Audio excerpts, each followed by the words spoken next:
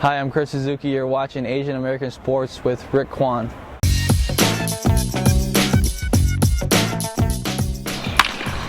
Born in Wailuku, Maui, Kirk Kiyoshi Suzuki is one of the few Asian Americans playing in the majors.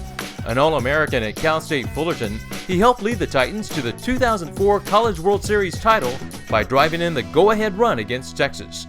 The same year, he won the Johnny Bench Award, which goes to the nation's top collegiate catcher.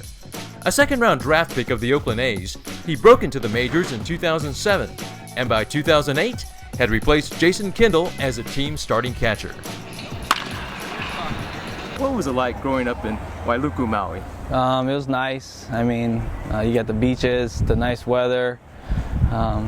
Just kind of, I guess I was fortunate enough to grow up in such a great place. I still consider myself a local boy. I still like the foods. I like lau lau, lomi salmon, kalua pig, rice, and just I mean, you can't beat the local food. I mean, no matter, how long and far you're away, you always miss it. So what got you into baseball originally?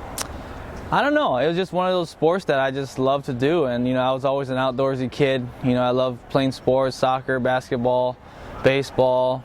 I loved doing everything when I was a kid, and baseball was something that it's just a sport when I was growing up, and until I reached high school, it was the kind of point where I thought I'd want to pursue this long term. Did you always think you'd be a catcher, or did you start somewhere else? Well, I pitched a lot. I played short, a little bit of outfield, and I caught as well, obviously. But when I was probably a junior in high school, that was probably the position that I felt locked in, and I love to do. You were a walk-on at Cal State Fullerton. Do you ever feel like you had to prove yourself even more because you are Asian American? No, I don't think so. You obviously don't see many Asian Americans in this game, but I don't think that had anything to do with it. I mean, just proving myself. I wasn't the biggest kid. I wasn't always the most gifted athlete on the field, but I always worked hard. I always stayed strong to my goals and never really kind of veered off path. And that was the one thing that my parents always told me was you stay focused and just try your hardest and do the best you can, and whatever happens, happens. When you first took over for Jason Kendall here with the A's, it was a difficult time period to be accepted by the pitchers here. Talk to me about that time. Taking over for a grizzled vet that been to the All-Star game a couple times, and me being 23-year-old, never played a game in the big leagues, and taking over a staff like Herron, Blanton, Gaudin, Harden, pitchers like that, kind of, I guess, was so comfortable with Jason that it was hard, which was understandable, to accept the fact that a 23-year-old rookie was taking over for the job.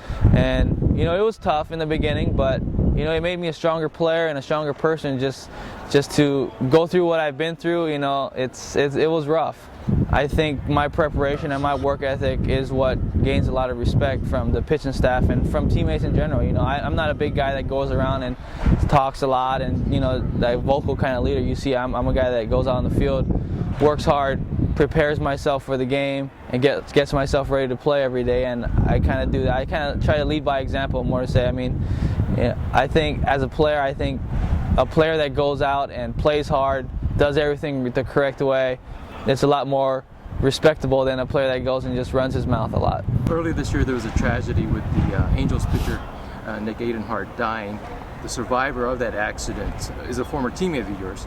Tell me what you're trying to do to help him. John Woolheit, I played with him in college, for a year, and whenever I go back, we work out, and he was there, and so we talk, and he was a catcher, so we had that catcher bond. We got an auction going, online auction. We had a silent auction at Cal State Fullerton Long Beach State Series at the end of the season. And we got this brown bag, kind of mystery ball thing we got going on here in Oakland. So we got a few things lined up, and we're trying to raise as much money as we can because it's going to be a long road to recovery. He's in physical therapy right now. It's kind of sad that, it takes something like this to kind of bring everybody back and to reality. Asian American men have not had the best stereotypes image. We were usually the geeky guys or right, the non-athletic guys, but here you are playing in the major leagues as a catcher.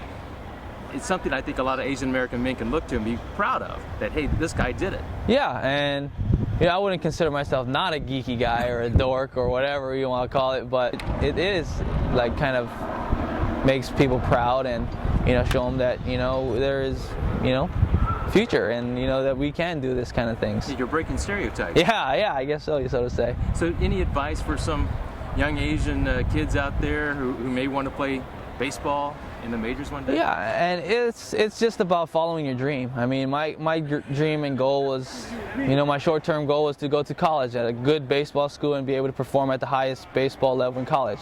And my long-term goal is to become a Major League Baseball player. And you know, I never lost sight of that. You know, I did everything I could. I worked hard, I studied hard, and you know, I never lost sight of that dream. And you know, that's the one thing I gotta say is, you know, you never lose sight of that dream, and just keep going for it. You know, there's going to be bumps in the road. There's going to be a lot of things that goes on that makes you want to quit or stuff like that. But you know, you just got to stay focused and just keep going.